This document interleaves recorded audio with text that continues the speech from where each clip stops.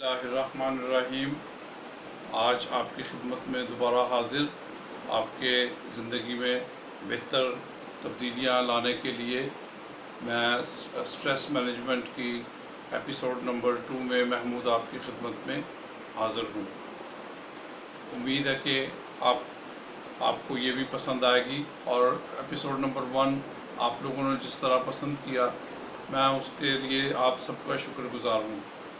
آج آپ کے وقت کی ملحوظ خاطر رکھتے ہوئے میری یہ بھی کوشش ہے کہ اس کا دورانیہ کم سے کم ہو، تاکہ آپ کے اوپر یہ گراں نہ گزرے۔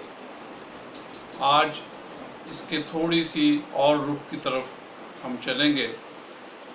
اگر اس کے اسباب کو دیکھیں تو سٹریس زمانہ قدیم سے چل رہا ہے اور ہمارے ساتھ چل رہا ہے، اور اب تک ہمارے ساتھ ہے، اور لوگوں کا، ایکسپرٹس کا یہی خیال ہے کہ اس سے چھٹکارا حاصل نہیں کیا جا سکتا۔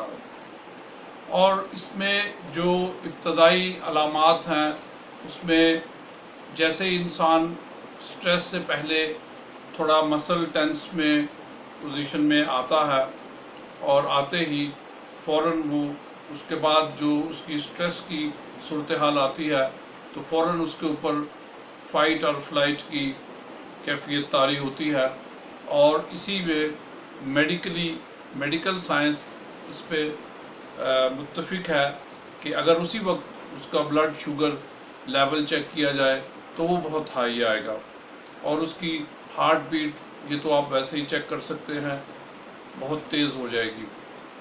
اور یہی سٹریس کا دورانیہ اگر بڑھ جائے تو پھر یہ نیکسٹ جا کے فرسٹریشن میں یا ڈپریشن میں انٹر ہو جائے گا، جبکہ وہاں اس کی صورتحال تھوڑی مختلف ہو جائے گی، اور اس کو ڈیل کرنے کے لیے، ٹیکل کرنے کے لیے ہمیں سائیکالوجسٹ، سائیکالٹرسٹ اور دوسری دوائیوں کا بھی سہارا لینا پڑ سکتا ہے۔